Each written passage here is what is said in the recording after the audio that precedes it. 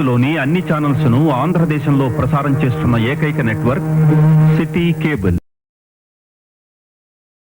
Welcome to city cable news బులెటిన్ల ముందుగా headlines. Peddapalli జిల్లా రామగుండంలో ఘనంగా దీక్ష దివాస్ వేడుకలు.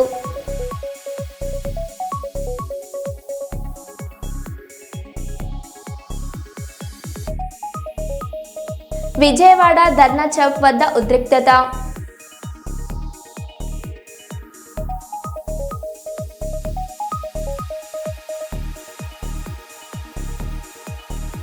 ఓరుగల్లు వాసుల ఇలవేల్పు దైవం శ్రీ భద్రకాళి అమ్మవారిని దర్శించుకున్న కేంద్ర మంత్రి కిషన్ రెడ్డి.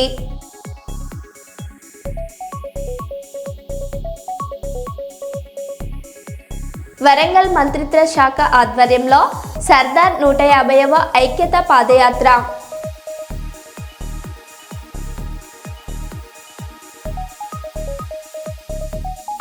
అయ్యప్ప ఇరుముడితోనే విమాన ప్రయాణం కీలక ప్రకటన చేసిన కేంద్ర మంత్రి రామ్మోహన్ నాయుడు.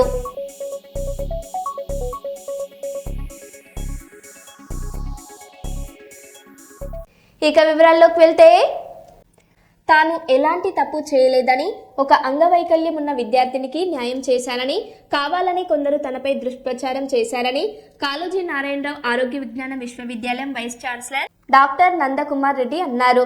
రాజీనామాకు సమర్పించిన అనంతరం Kaloji vice chancellor doctor Nandakumar Reddy health యూనివర్సిటీకి చేరుకొని ఉద్యోగులతో సమావేశం ఏర్పాటు చేశారు. అనంతరం మీడియాతో మాట్లాడారు.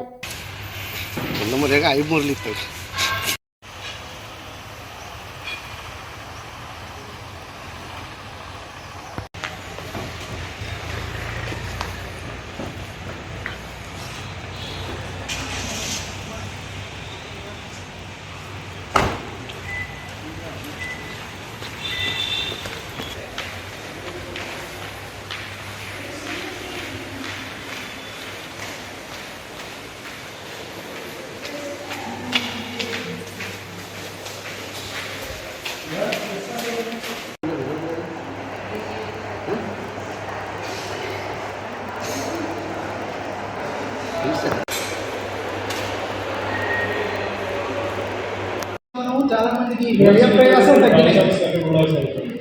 అది మొదటి నుంచి ఉంది. ఎన్టీఆర్ యూనివర్సిటీ లోపల నేను 2010 to 15 ఈసీ మెంబర్ ఉన్నప్పటి నుంచి కూడా అక్కడ బ్రాంచ్ ఆఫీస్ ఉంది. మధ్యకాలం లోపల మన పాత వీసీ గారు అక్కడ దాని కొరకు అడ్వాన్స్ ఇచ్చి పెట్టారు, కానీ అది ఓపెన్ చేయలేదు. నేను 4 years నుంచి పెండింగ్ ఉన్న దాన్ని ఓపెన్ చేసి అక్కడ కూడా చాలామందికి స్టూడెంట్స్ కానీ మెడికల్ కాలేజ్లకు కానీ హాస్పిటల్ కానీ అందుబాటులో ఉంది. అక్కడ నేను ఒకరోజు ఇక్కడ ఒకరోజు అది ఎంత బిజీగా ఉన్నా ఎక్కడ బిజీగా ఉన్నా ఎత్తిడి అవన్నీ లేదు. మేమే మనస్తాపానికి గురయ్యి యూజువల్గా నేను వచ్చినప్పుడు యూనివర్సిటీని మంచి పేరు తీసుకొద్దామని ఒక మంచి ఉద్దేశంతో ఆనరబుల్ చీఫ్ మినిస్టర్ గారు నాకు ఇచ్చారు. దాన్ని మంచిగా చేద్దామని వచ్చాను. మంచి గాడిలో పెట్టాను యూనివర్సిటీని. ఎగ్జామ్స్ కూడా బ్రహ్మాండంగా కండక్ట్ చేసాము. రీసెంట్ ఎంబీబీఎస్ అడ్మిషన్స్ కూడా ఏమాత్రం చిన్న కాంప్లైంట్ లేకుండా సక్సెస్ఫుల్గా ఎంబీబీఎస్ అడ్మిషన్స్ కూడా కంప్లీట్ చేసాము విదిన్ ఏ టైం లోపల. మనకి లోకల్ నాన్ లోకల్ ఇష్యూ ఉన్నా కానీ moreover post graduation exams results కూడా విదిన్ 1 week లోపల హిస్టరీ ఆఫ్ యూనివర్సిటీలో ఎప్పుడు లేనట్టు పకడ్బందీకి ఇచ్చాము. ఏ కాంప్లైంట్స్ లేవు. అదృష్టమో దురదృష్టమో కానీ ఒక కామినేని మెడికల్ కాలేజ్కి వెళ్ళి ఒక అమ్మాయి ఒక ప్రొఫెసర్లు వచ్చి కాంప్లైంట్ చేశారు. అమ్మాయి మంచిగా రాశాను సార్, నేను మా ప్రొఫెసర్ ద్వారా తెలుసుకున్నాను. ఈ పర్మిటేషన్ కాంబినేషన్ లోపల 2-3 వేల answer sheet general medicine post గ్రాడ్యుయేషన్వి ప్రొఫెసర్లు తక్కువ ఉంటారు తెలంగాణలో. ఎవరికో ఒకరికి వాళ్ళ దాంట్లో ఒక పేపర్ వచ్చింది. అది ఆయన 3 ఏళ్ళు పోస్ట్ గ్రాడ్యుయేషన్ అమ్మాయి అక్కడ పనిచేసింది కాబట్టి ఆయనకు అనుమానం వచ్చి ఆ హ్యాండ్ రైటింగ్ గుర్తుపట్టి అమ్మాయిని స్నాప్ తీసి, అమ్మాయి హ్యాండ్ రైటింగ్ నీదేనా, మరి 7 questions మంచిగా రాసి 8-9 కూడా కరెక్ట్ రాసిన ఆన్సర్స్ ఎందుకు కొట్టేశారని అమ్మాయిని ఫోన్లో అడగడం జరిగింది. అమ్మాయి నేను కొట్టేయలేదని చెప్పడం జరిగింది. ఆ మరుసటి రోజే వాళ్ళు వచ్చి ఇక్కడ కాంప్లైంట్ చేశారు. ఆ వాల్యుయేషన్ కానీ ఆన్సర్స్లని మనము కొట్టేసిన దాన్ని మేము కమిటీ ద్వారా విచారణ చేసి వాటిని వాల్యుయేషన్ ఎవరైతే ఇంతకుముందు 7 questions చేశారో వాళ్ళతో చేసి అమ్మాయికి న్యాయం చేశాము. సో ఇది యూనివర్సిటీ పరిధిలో ఒక ప్రొసీజర్ ప్రకారమే చేసాం. ఒకటి దానికి చిల్వలు పలువరు చేసి దాన్ని 5 మందికి చేశారు, మార్కులు వేశారు.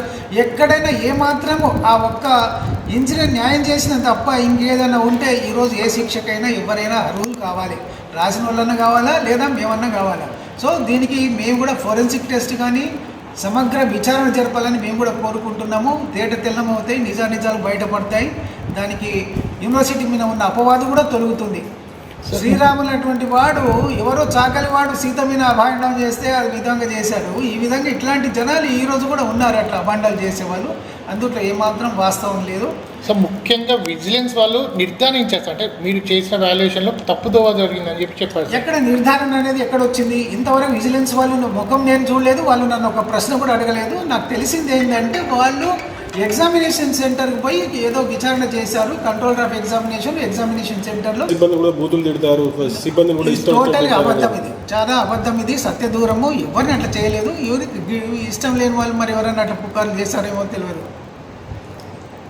ప్రతిష్టము దానికి ఏమాత్రం కాకుండా యూనివర్సిటీని ప్రతిష్టంగా ఇంతకంటే మంచిగా కూడా ఇంకా నడపాలి, ఇంకా కొన్ని వసతులు ఇంకా చేయాలా, కాన్వొకేషన్ కూడా పెట్టాలా, ఇవన్నీ చాలా ప్లాన్స్ ఉండేది. సరే పర్లేదు, చూద్దాం ఇది ఎక్కడ తీసుకెళ్తుందో, what the fate is. But whatever I have done is, నేను చేసింది మంచిగానే చేశాను. మంచి మార్గంలో పెట్టాలి, యూనివర్సిటీ ప్రతిష్టకు దెబ్బ కాకుండా పెట్టాలని ఉంది. కానీ కొంతమంది దాన్ని విపరీతంగా దాన్ని పక్కదారి లోపల వార్తలు రాయడం ఇబ్బంది, అది కొంచెం బాధాకరమైనది. జిల్లా ఎన్నికల వ్యయ పర్యవేక్షకులకు రవి శనివారం కొత్తపల్లి గోరి మండలంలో పర్యటించారు. ఎన్నికల వ్యయ నియంత్రణ చర్యలను పరిశీలిస్తూ అభ్యర్థులు మరియు రాజకీయ ప్రతినిధులు ఎన్నికల ప్రచారంలో ఖర్చులను ఖచ్చితంగా ఎన్నికల నియమావళి ప్రకారం నమోదు చేయాలని సూచించారు. మండలంలో పర్యవేక్షణకు ఏర్పాటు చేసిన ఎన్నికల ఖర్చు పర్యవేక్షణ బృందాల పనితీరును ఆయన పరిశీలించి వారి విధులను మరింత బలోపేతం చేయాలని సూచించారు. ప్రచార సామగ్రి, వాహన వినియోగం, సమావేశాలు, మైక్ లాంటి అంశాల్లో ఖర్చుల పర్యవేక్షణను ఖచ్చితంగా చేయాలని ఆయన ఆదేశించారు. ఎన్నికలు నిష్పక్షపాతంగా మరియు పారదర్శకంగా నిర్వహించేందుకు అందరూ సహకరించాలని ఆయన కోరారు. మీరు ఒక ఇన్ రైటింగ్ కూడా ఇవ్వచ్చు, ఇప్పుడే కూడా what ever return I hope minutes మనం రికార్డ్ చేశాను. సో వాట్ ఎవర్ ఈ బిల్లో ఈ సెక్షన్లో మీకు అన్ని ఇష్యూస్ ఉంటే, సపోజ్ అది మన ఫీడ్బ్యాక్ మెకానిజం ఇది యాక్చువల్లీ కన్సల్టేటివ్ మీటింగ్. సో అది మీది ఏది ఉంటే మనం అది గవర్నమెంట్కు పంపిస్తాం. Government then state government then forward to government of India. So basically ఇది ఓన్లీ కన్సల్టేటివ్ ప్రాసెస్. సో మీరు డ్రాఫ్ట్ సీడ్ యాక్ట్ మీరు ఒకసారి డ్రాఫ్ట్ చదవండి, వాళ్ళకి పీపీటీలో మీకు అన్ని ఎక్స్ప్లెయిన్ చేస్తారు. సో మీరు ఇన్ రైటింగ్ మీకు అని అభ్యంతరం ఉంటే or whatever you want some improvement ఇది చేస్తే, ఈ సెక్షన్లో ఈ యాడ్ చేస్తే ఇది మంచి అవుతుంది. ఓరుగల్లు వాసుల ఇలవేల్పు దైవం శ్రీ భద్రకాళి అమ్మవారిని కేంద్ర మంత్రి కిషన్ రెడ్డి దర్శించుకున్నారు. ఆలయానికి చేరుకున్న కేంద్ర మంత్రికి అర్చకులు పూర్ణకుంభంతో స్వాగతం పలికారు. అనంతరం అమ్మవారిని దర్శించుకుని మొక్కులు చెల్లించుకున్నారు. అంతకుముందు వందే భారత్ ట్రైన్లో వరంగల్కు చేరుకున్న కేంద్ర మంత్రికి ఆ పార్టీ శ్రేణులు ఘనస్వాగతం పలికారు. అనంతరం రైల్వే స్టేషన్లోని క్యాంటీన్లో టీ తాగుతూ ఛాయ్పై చర్చ జరిపి డిజిటల్ పే ద్వారా డబ్బులు చెల్లించారు. వరంగల్ రైల్వే స్టేషన్లో జరిగిన పలు అభివృద్ధి పనులను కేంద్ర మంత్రి కిషన్ రెడ్డి పరిశీలించారు.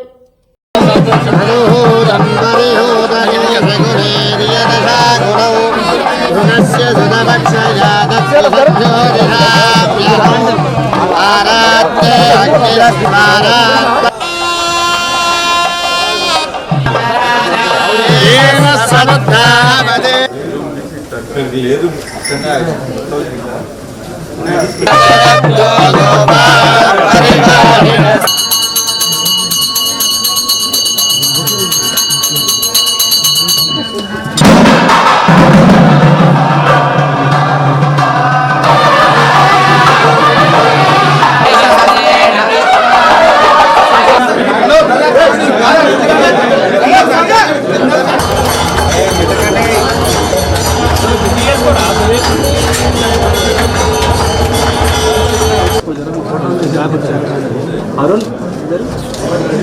ఒక్కసారి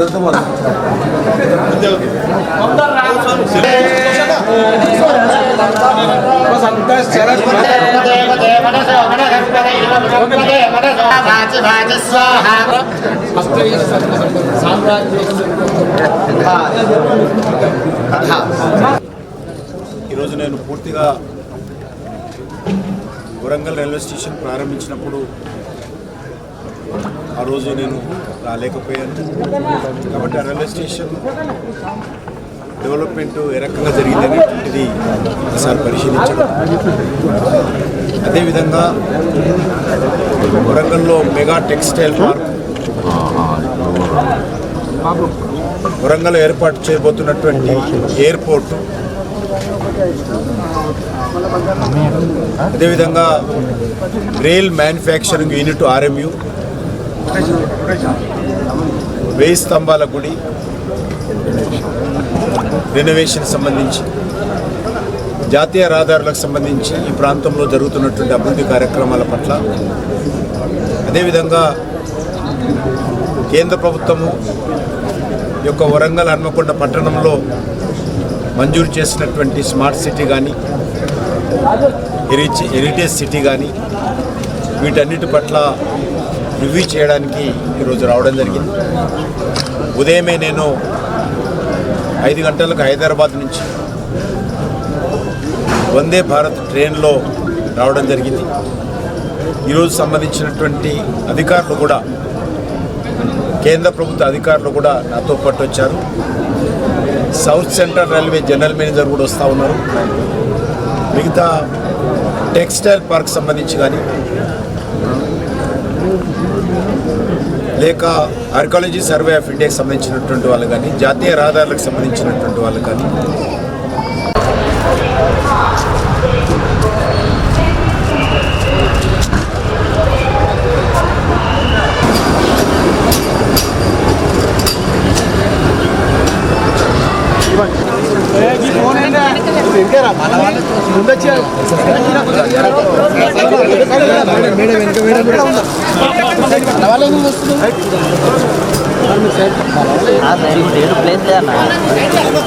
ప్లేస్ లేదన్నా బుక్ చేసి అన్న ఫోటో కొడతలేదు.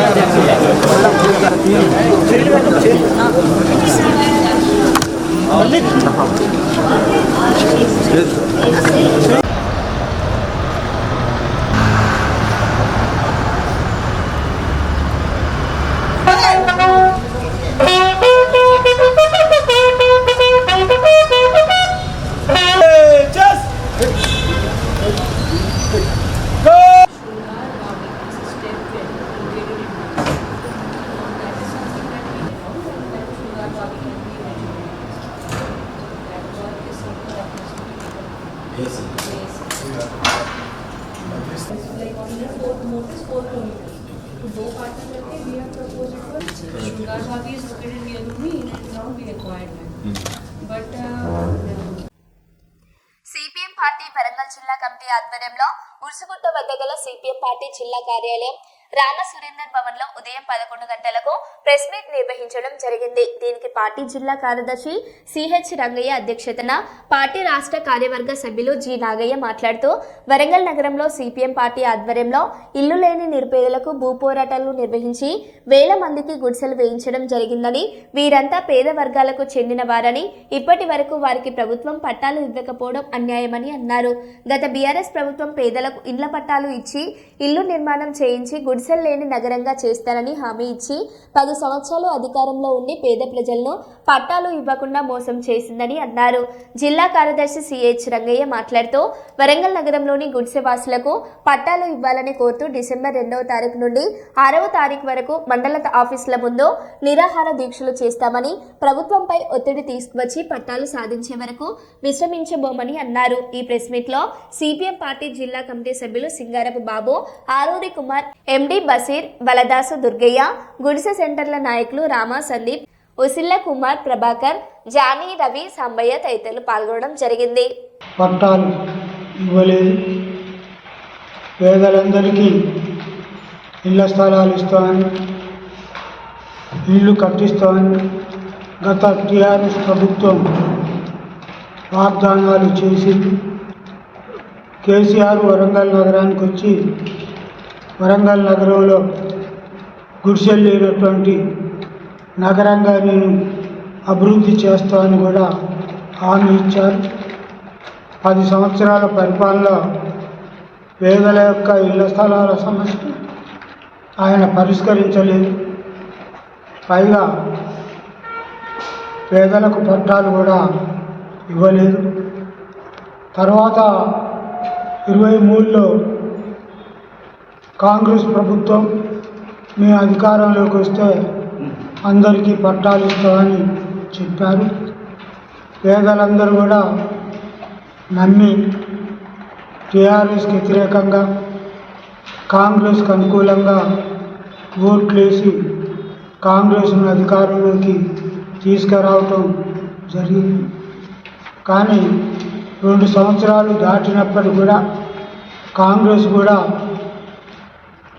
పేదలకు ఇళ్ల స్థలాలు కేటాయించటం కానీ, పేదల గుడిసెలకు పట్టాలు ఇవ్వటం కానీ, పక్క గృహాలు నిర్మించటంలో కానీ పూర్తిగా విఫలమైంది. పాలకులు అటు రాష్ట్ర వ్యాప్తంగా పోరాటం చేస్తాను.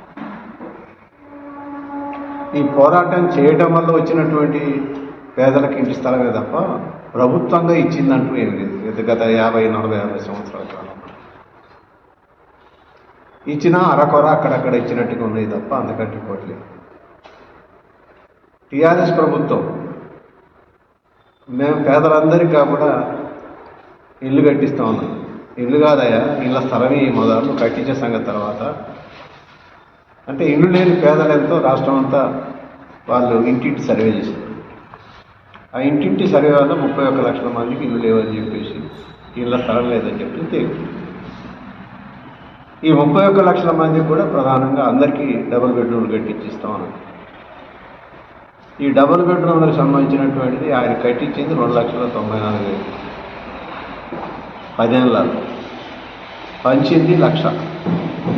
2 లక్షల లోపల ఇంకా 1,00,000 ఇళ్ళు పంచాల్సి ఉన్నాయి. ఈ 94,000 పునాదుల కాడ పైన ఆగిపోయినటువంటి పరిస్థితి. అంటే కనీసం 3 లక్షలు అనుకున్నాగా కూడా 10 ఏళ్ళకు 3 లక్షలు మంచిదే ఇచ్చిండు అని భావించిన 31 లక్షల మందికి ఎన్ని సంవత్సరాలు కావాలి? ఆయన కొడుకు, ఆయన మనవడు ముఖ్యమంత్రి అయినా సాధ్యమైందా? సాధ్యంగా అనేటువంటి విషయాలు స్పష్టంగా తెలియదు. కాబట్టే ప్రజలు టీఆర్ఎస్ పార్టీ చిత్తుగా ఓడించి ఇంటికి పంపించారు.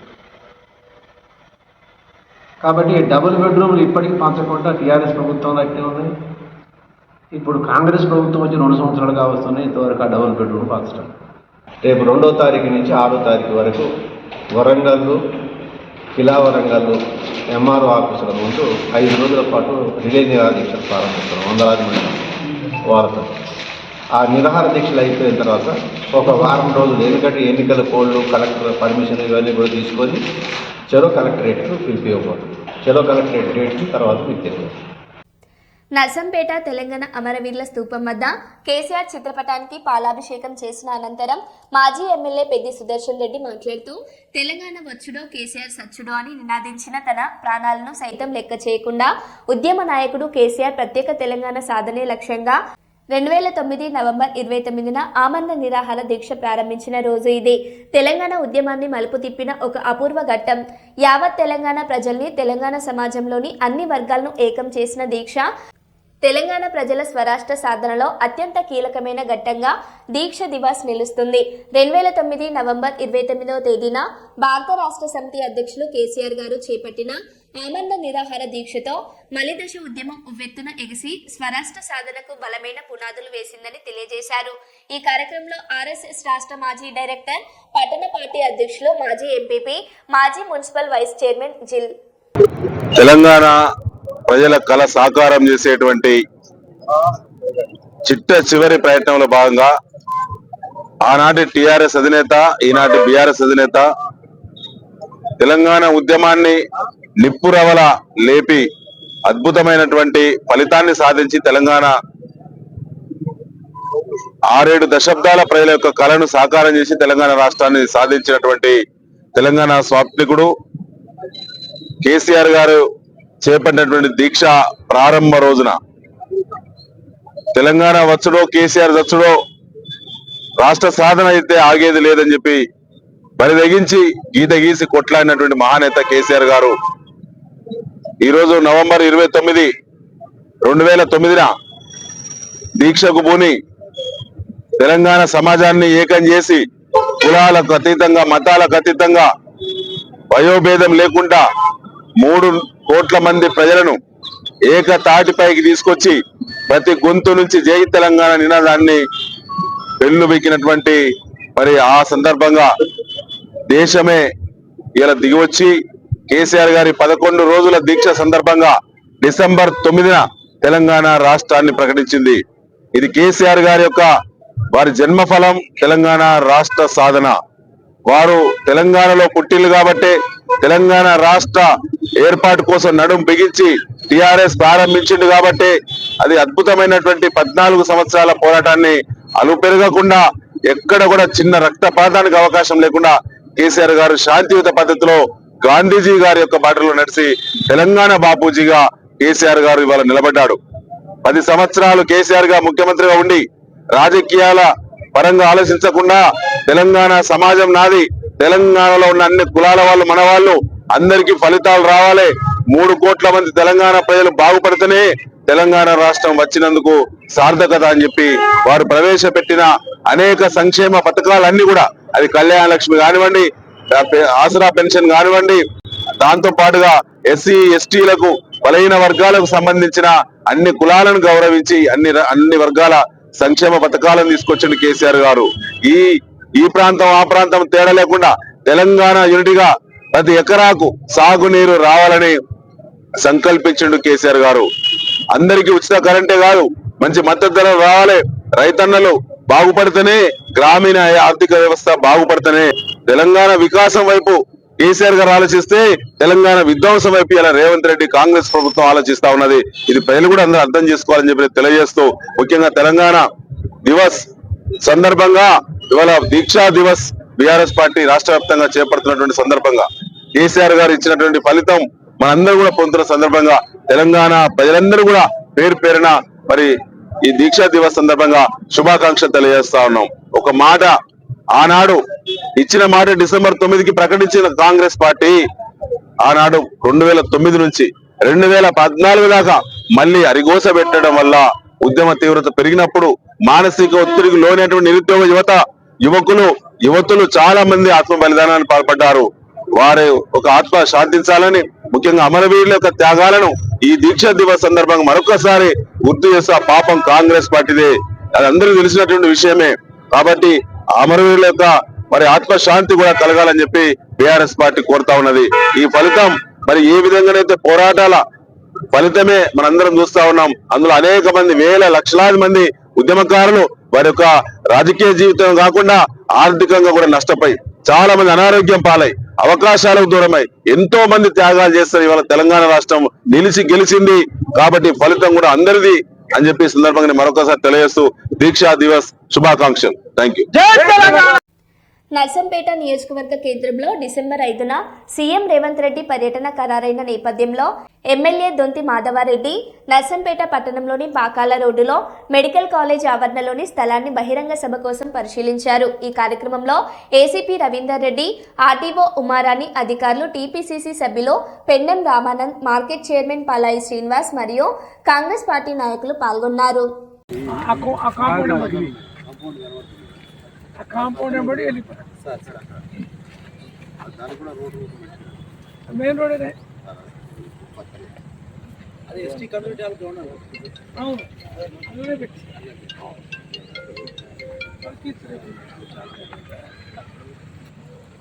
ఈ దగ్గర అయితే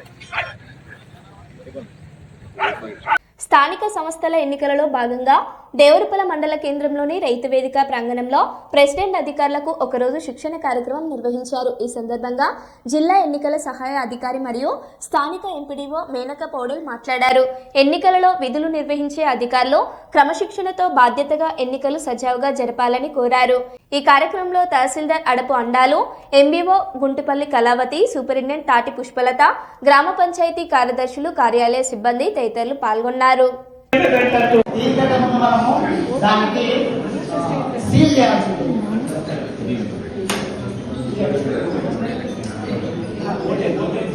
అంతే సార్.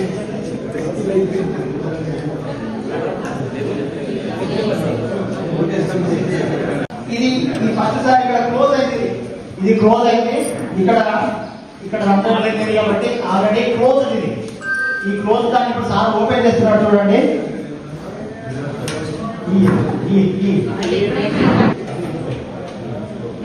ఇది ఓపెన్ సార్, దాన్ని ఇక్కడ మనం చూసినట్టయితే 180 degrees ప్లస్ 45 degrees యాంగిల్స్ తోని మనం రొటేట్ చేసినప్పుడు ఓపెన్ అవుతుంది.